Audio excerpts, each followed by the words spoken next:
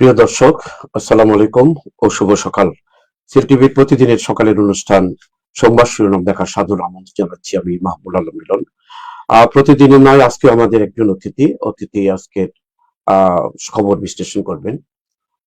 সিলেটের জ্যেষ্ঠ সাংবাদিক আল আজাদ, সিলেটের জেলা সিলেট জেলা প্রেস ক্লাবের সাবেক সভাপতি ও ইমজার সভাপতি। আজাদ ভাই, আপনাকে স্বাগত জানাচ্ছি। ইমজার সাবেক সভাপতি। প্রিয় দর্শক, প্রতিদিনের নয়, আজকে আমাদের তিনটি পত্রিকা আমাদের স্টুডিওতে এসছে। জাতীয় পত্রিকা, বাংলাদেশ প্রতিদিন, সিলেটের স্থানীয় দৈনিক, সিলেটের ডাক এবং সিলেট মিরর। তিনটি পত্রিকারই আমি শিরোনাম পড়ে শোনাবো, অতিথির কাছে আমরা বিশ্লেষণ শুনবো ইনশাআল্লাহ।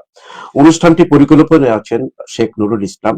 আর Ali books and variety store, Bashikpur Bazar, এর সৌজন্যে অনুষ্ঠানটি আজকে সম্প্রচারিত হচ্ছে। এর স্বত্বাধিকারী জনাব কামাল ভাইকে, কামাল সাহেবকে কৃতজ্ঞতা জানিয়ে অনুষ্ঠান শুরু করছি। প্রিয় দর্শক, তিনটি পত্রিকায় হাতে আছে আমার।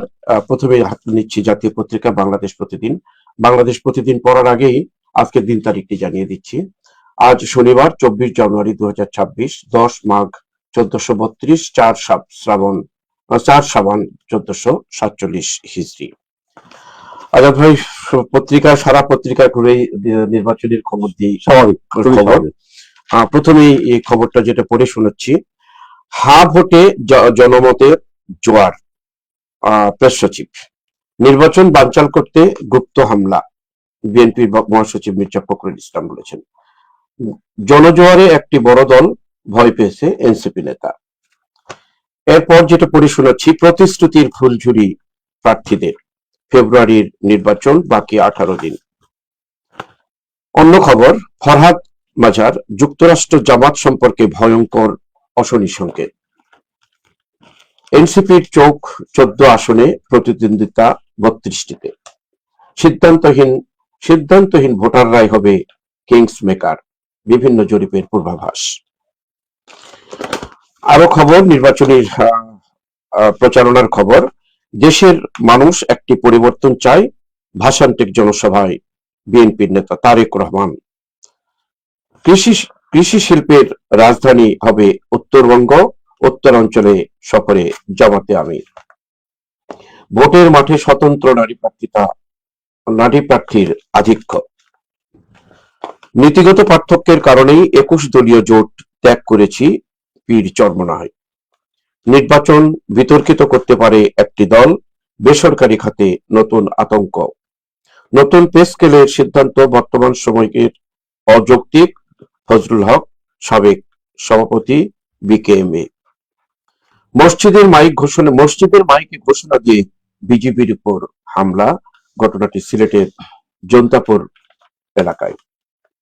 এই ছিল বাংলাদেশ প্রতিদিনের প্রথম পৃষ্ঠার খবর। শেষ পৃষ্ঠায় পড়ে শোনাচ্ছি। শেষ পৃষ্ঠায় বাংলাদেশ প্রতিদিন, দ্বন্দ্ব সংকটে পোশাক খাত। একটু খবরের কিছু দিক তুলে ধরা হয়েছে এখানে। মুখোমুখি সংশ্লিষ্ট শীর্ষ 3 সংগঠন, 26 দেশে রপ্তানি কমেছে, সুতা সংকটে ক্ষুণ্ণ হচ্ছে ইমেজ। বিভিন্ন সমস্যা নিয়ে পোশাক খাতের দ্বন্দ্ব চলছে আর কি। সনাতন ধর্মাবলম্বীদের একটি পূজা উৎসব হয়েছে গতকালকে, সরস্বতী পূজা উদযাপিত। বিভিন্ন শিক্ষা প্রতিষ্ঠানে পূজাটা সাধারণত হয়ে থাকে, তারই একটি চিত্র তুলে ধরা হয়েছে এখানে। নতুন আশা নেই বিনিয়োগে, চমক দেখাতে ব্যর্থ বিটা। পুলিশ হেফাজতে আসামির মৃত্যু, সড়ক অবরোধ। ধোঁয়ায় শ্বাসরোধে যাচ্ছে প্রাণ, অগ্নিকাণ্ডে যমদূত হয়ে উঠেছে তালাবদ্ধ ছাদ, টনক নড়ে না। গতকাল রাজধানীর শাহজাদপুরের সৌদিয়া নামক একটি আবাসিক হোটেলের অগ্নিকাণ্ডের 4 জনের মৃত্যু। রাজধানীতে অপারেশন ডেভিল হান্টে গ্রেপ্তার 47। খেলাপি ঋণ আদায়ে তৎপর রাষ্ট্রায়ত্ত ব্যাংকগুলো। মুখোমুখি চালের বাজার, মুরগির দামও চড়া। ইলেকট্রনিক মিডিয়াতে দেখানো হচ্ছে চালের দাম বেড়েছে, মুরগির দাম বেড়েছে। 300 প্রবাসীর কোটি টাকার রেমিটেন্স অনিশ্চয়তায়। এই জন্য আমাদের দেশের জন্য এটা একটা অশনি সংকেত খবরটা। আরো খবর শেষ পড়ে শোনাচ্ছি এখানে। সারাটা পত্রিকায় নির্বাচনের দেওয়া আছে আর কি। 1/4 বেশি। আর আজাদ ভাই, আপনার কাছে যাচ্ছি, শুরু করেছিলাম প্রতিশ্রুতির ফুলঝুরি প্রার্থীদের নির্বাচনী। আপনি শুরুতেই বলেছেন যে পত্র পত্রিকায় এখন নির্বাচনের খবর, খুবই স্বাভাবিক। এই নির্বাচন প্রত্যাশিত নির্বাচন, প্রত্যাশা মানুষের একটি নির্বাচন হবে, সুষ্ঠু নির্বাচন, যে নির্বাচনে সবাই ভোট দিতে পারবে। এর আগের 3টি জাতীয় সংসদ নির্বাচন নিয়ে নানা কথা আছে, নানা অভিযোগ আছে, অনেকে ভোট দিতে পারেননি, বিশ্বব্যাপী প্রশ্ন উঠেছিল, এটা সত্য, যে কারণে মানুষের মধ্যে একটা ক্ষোভ তৈরি হয়। সেই ক্ষোভ থেকে একটি পরিবর্তন আসে। এই পরিবর্তনের মূল লক্ষ্য হচ্ছে একটি সুষ্ঠু নির্বাচন, যে নির্বাচনের মাধ্যমে বাংলাদেশের মানুষ স্বতঃস্ফূর্ত ভাবে ভোট দিয়ে সরকার গঠন করবে। আমি তার সাথে একটু যোগ দিই আজাদ ভাই, আসলে নির্বাচন যেভাবে আগে হতো, যেখানে ফ্যাসিস্ট সরকার বলা হচ্ছে, কিন্তু এখনো কিন্তু নির্বাচনে কিন্তু সেই রকম মারামারি কাটাকাটি, যে দলগুলোর এক হয়ে একটা সরকারকে সরালো, সেই যে প্রতিযোগিতা চলছে, অনেক কথা ছড়াছড়ি, এটা ভিন্ন বিষয়। নির্বাচনটা কিভাবে হচ্ছে, কিছু নির্বাচনকালীন যে কিছু সংঘাত হবে না, দ্বন্দ্ব হবে না, বাদ প্রতিবাদ হবে না, অভিযোগ হবে না, এটা আমরা এখনো কল্পনা করতে পারিনি। কিন্তু মানুষ ভোট কেন্দ্রে যাবে, সুষ্ঠুভাবে ভোট দেবে, সেই নিশ্চয়তাটা আমরা আশা করছি। আমরা যেটা বলতে চাই, যারা এই তো মানুষ তো আশা করেছিল একটি অবাধ, সুষ্ঠু এবং সকলের অংশগ্রহণের নির্বাচন হবে, দিক দিয়ে কিন্তু সেটা হচ্ছে না। যে দলটা বাইরে আছে সেই দলকে কার্যক্রম নিষিদ্ধ করা হয়েছে।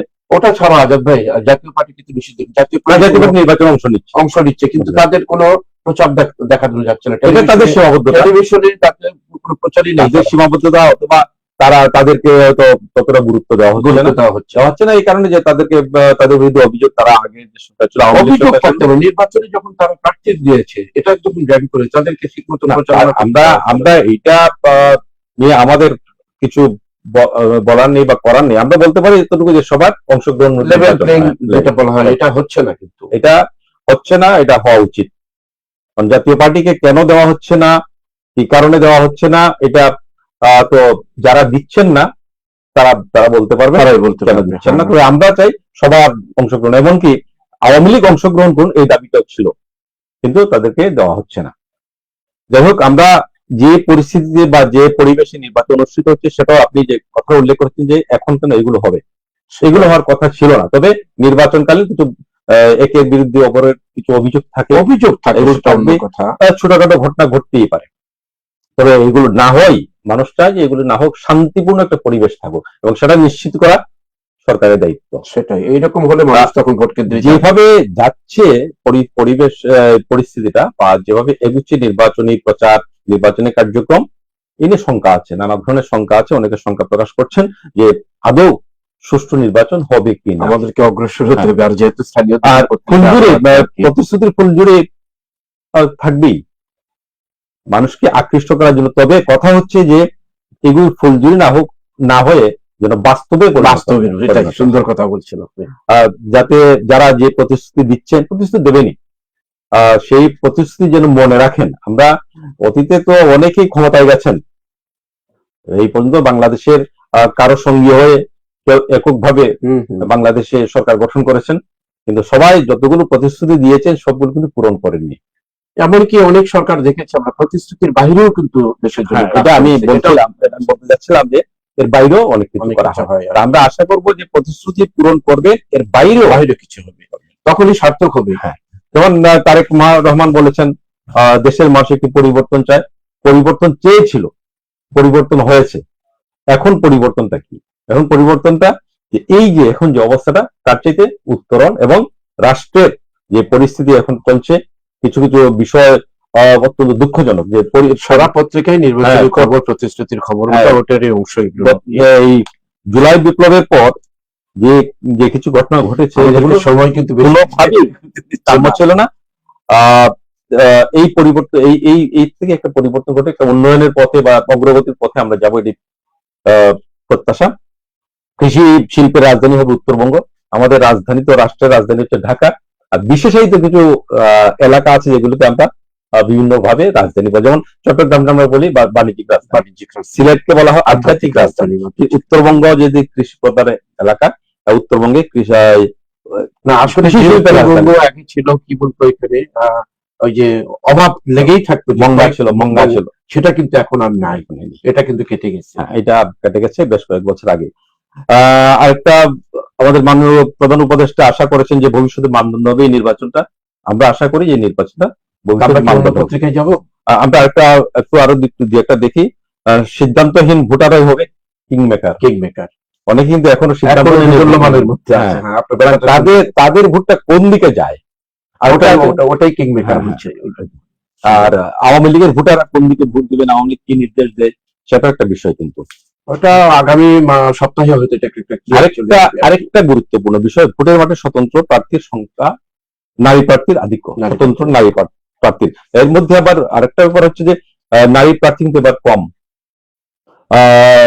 ৭৭ জন, গত নির্বাচনে ছিলেন ৯৪ জন। আমরা নারী স্বাধীনতা, নারীর অধিকারের বিষয়ে অনেক কথা, অনেক রাজনৈতিক দলগুলো বলেছে, অনেকগুলো কথা বলেছে, কিন্তু তারা অনেক কিন্তু প্রার্থী দেয়নি। সিলেট মিরর পড়ছি এখন, স্থানীয় দৈনিক।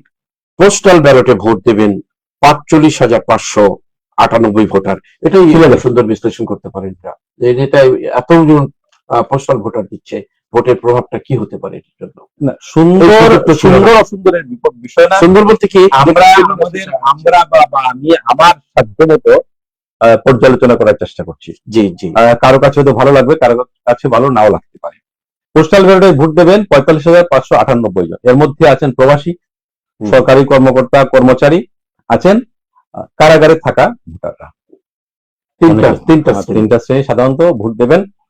কারাগারে আমি যতদূর জানি যে কারাগারে সবাই নিবন্ধন করেননি, প্রবাসীরা ব্যাপকভাবে করেছেন, আর সরকারি কর্মকর্তা কর্মচারীরা তো অবশ্যই। তাদেরকে একটা অন্যান্য উদ্দীপনা দেখা গেছে প্রবাসীদের মধ্যে এই সুযোগের জন্য। এই সুযোগের জন্য তারা অনেক বছর ধরে আন্দোলন করছেন, দাবি জানাচ্ছিলেন, কিন্তু এইবার তারা অন্য খবরে একটু যাই তাহলে। সিলেটে নানা আয়োজনে সনাতন ধর্মীদের সরস্বতী পূজা উদযাপন। আমি আগে বলেছি যে বিভিন্ন শিক্ষা প্রতিষ্ঠানে পূজাটা বেশিরভাগই হয়ে থাকে, এটা ধর্মীয় বড় উৎসব, বিশেষ করে আমাদের শিক্ষার্থীদের জন্য। জি, নির্বাচনকে সামনে রেখে সিলেট প্রবাসীদের ঢল। প্রবাসীরা, এটা আলোচনা, আমাদের প্রবাসীরা দেশের প্রতি এত টান তাদের, আর বিশেষ করে নির্বাচনকে কেন্দ্র করে, নির্বাচন এবং উৎসব, বিশেষ করে আমাদের যে ঈদ উৎসবের সময় তারা ব্যাপকভাবে আসেন।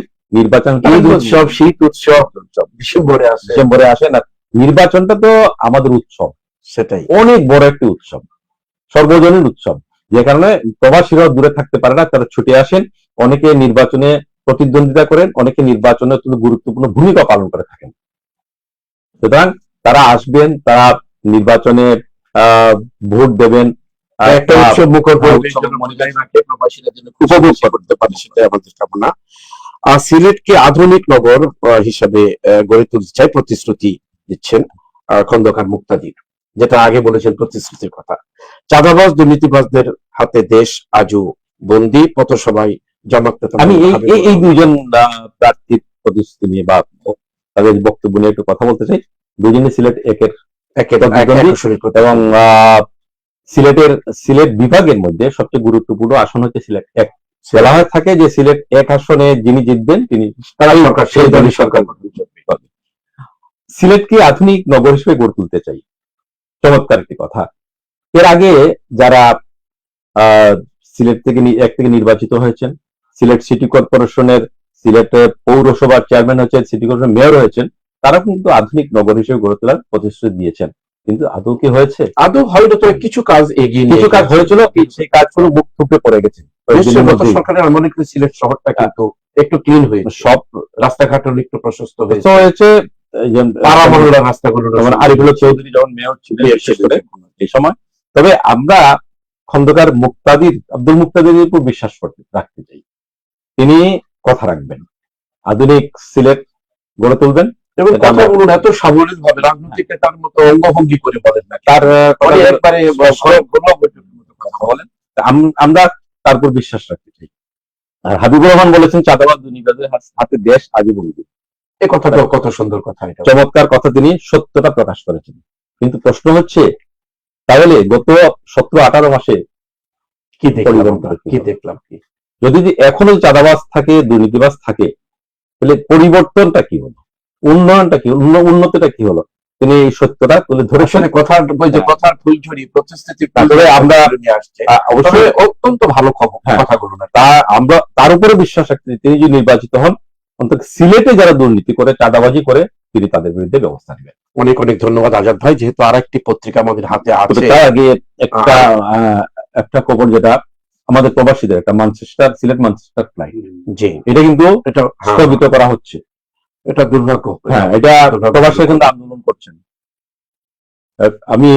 আমরা সিলটিভির পোর্টালে আমরা একটি খবর ছেপেছি সম্ভবত পরশুদিন, যে আমরা একটু সময়ের অভাবে একটা, যেহেতু আরেকটা আমরা হাতে আছে, আমরা কিন্তু গুরুত্বপূর্ণ খবর হচ্ছে, যেমন বাদ নিয়ে কথা আছে, এটা অত্যন্ত গুরুত্বপূর্ণ একটা বিষয়। সুনামগঞ্জের হ্যাঁ, এটা এখানে দুর্নীতি ছিল, এখনো আছে। আশা করি খবরগুলো পরিবেশন হওয়ার পরে মধ্য দিয়ে এটা দুর্নীতি মুক্ত হোক। এটা আর খবর জাতীয় পত্রিকায় সবই পড়া হয়েছে এটা দিয়ে। আমি আরেকটি পত্রিকায় আসছি, স্থানীয় দৈনিক আমাদের হাতে আরেকটি আছে, সিলেটের ডাক। সিলেটের ডাকে ত্রয়োদশ সংসদ নির্বাচন, 298 আসনে 1981 প্রার্থী শীর্ষে ঢাকা শীর্ষস্থানীয় প্রার্থী অংশগ্রহণ করেছে। রাজধানী নির্বাচনী প্রচারণায় যা করা যাবে না তার দিক নির্দেশনা আছে এখানে। চট্টগ্রামকে হারিয়ে দ্বিতীয় শিরোপার স্বাদ পেল রাজশাহী, খেলা রাজশাহীকে অভিনন্দন। সংসদ নির্বাচন ও গণভোটের চূড়ান্ত ভোটার তালিকা প্রকাশ, ইসির গাজীপুর 2 আসনে সর্বোচ্চ ঝালকাঠি 1 আসনে একটি চিত্র হয়েছে। আরো খবর এটা পড়েছি যে অন্যান্য পত্রিকায়, যারা স্বাধীনতা চায়নি তাদের হাতে ক্ষমতা গেলে এই দেশ টিকবে না, মির্জা ফখরুল। নির্বাচনের আর একটি প্রতিশ্রুতি নয়, তার একটি স্লোগানই বলা যায় এটাকে। 12ই ফেব্রুয়ারি নির্বাচন দুর্নীতিমুক্ত, চাঁদাবাজির বিরুদ্ধে জনতার লড়াই, মৌলানা হাবিব বলেছেন। যারা ফ্যামিলি কার্ড নিয়ে যাবে তাদের আটকাবেন, ডক্টর তাহির জামাত নেতা বলেছেন। আরেকটু পড়ে নিই, তারপর আপনার কাছে আসছি। সিলেট 6 আসনে ধানের শীষকে বিজয়ী করতে সবাই একাট্টা, অ্যাডভোকেট ইমরান চৌধুরী সিলেট 6 আসনের প্রার্থী। আমরা কারো দাসত্ব করব না, নিজেরাই এগিয়ে যাব, আরিফ চৌধুরী, সিলেটের সাবেক জনরঞ্জিত মেয়র, বর্তমান প্রার্থী গোয়েনঘাট কোম্পানিগঞ্জের। সিলেট 1 আসনে ইসলামী আন্দোলনের প্রার্থী মাহমুদুল হাসানের গণসংযোগ শুরু, হাত পাখার প্রার্থীতে ইসলামী আন্দোলনের। দেরিতে শুরু করলেন মনে হয়। দেরিতে শুরু করলো মানে কি করবে না করবে তারা তো সিদ্ধান্তহীনতাই ছিল, জোটের মধ্যে গেল, জোট থেকে বেরিয়ে এলো ইত্যাদি নেই। আসছি আপনার কাছে আবার খুব সংক্ষিপ্ত করে, আজকে আমরা শেষ করতে হচ্ছে ইয়েটা, কথা বলবো। এই যে 298 আসনে 1981 ঢাকা তো শেষে থাকবে, রাজধানী ঢাকা আসন। এটা কি মানে এই চিত্রটা কি সবসময় হয়তো না? অবশ্যই এবার ঢাকা সবসময় এগিয়ে, এবার মনে হয় প্রার্থীর সংখ্যা বেশি, কিন্তু আগে যে বললাম যে নারীর সংখ্যা কমে গেছে, কিন্তু নারীদের প্রাধান্য থাকার কথা ছিল। মানে গত বছর যে বিশেষ করে একটা জিনিস আমি বলি আপনার সাথে, এখানে যারা নতুন দল যারা করেছে এরা কিন্তু তাদের এলাকায় ভোট প্রার্থী না হয়ে এরা ম্যাক্সিমাম একটা ঢাকাতে প্রার্থী হয়েছে। আমার বলে ঢাকা প্রদেশ হিসেবে না, ঢাকায় বেশি প্রার্থী বা গুরুত্বপূর্ণ ব্যক্তিরা ঢাকায় নির্বাচন করেন। আর আমি যেটা বলছিলাম যে সব পরিবর্তনের পর, যে জুলাই বিপ্লবের পর নারীদেরকে যেভাবে সামনে নিয়ে আসা হয়েছে, যে গুরুত্ব দেওয়া হয়েছিল, এবার কিন্তু নির্বাচন তাদেরকে গুরুত্ব দেওয়া হলো না। অনেক দল কথা বলবো, অনেক বড় বড় কথা বলেছিল নারীদের নিয়ে, কিন্তু তারা নির্বাচনে নারী প্রার্থী দেয়নি। আর এখানে যে বিষয়টা আমরা আলোচনা করছি, সীমান্তে একটি ঘটনা ঘটেছে, যে আমাদের বিজিবির উপর হামলা হয়েছে, যে চোরা কারবারিরা হামলা করেছে। বিজিবি সীমান্ত রক্ষার দায়িত্ব পালন করে, চোরাচালান বন্ধের দায়িত্ব পালন করছে এবং প্রচুর মালামাল তারা ধরছে। কিন্তু এখানে একটি বিষয় লক্ষণীয়, যে চোরা কারবারি মসজিদে মাইকে দিয়ে চোরা কারবারিরা ধরা পড়ছে না খুব বেশি, না, অথচ চোরা কারবারি কিন্তু সক্রিয় আছে। যেমন তার চোরাই পথে মালামাল আনছে, এমনকি শেষ পর্যন্ত তারা আমাদের বিজিবির উপর, একজন বিজিবির সদস্য গুরুতর আহত হয়েছেন, হামলা চালিয়েছে। সুতরাং চোরাই পণ্য আটকের পাশাপাশি এই যে চোরা কারবারের সাথে যারা জড়িত, চোরা কারবারি এবং তাদের যারা সহযোগী থাকে, তাদের বিরুদ্ধে বিজিবিকে আরো বেশি দায়িত্বশীল হতে হবে এবং গ্রেফতার করতে হবে, আইনের আওতায় আনতে হবে।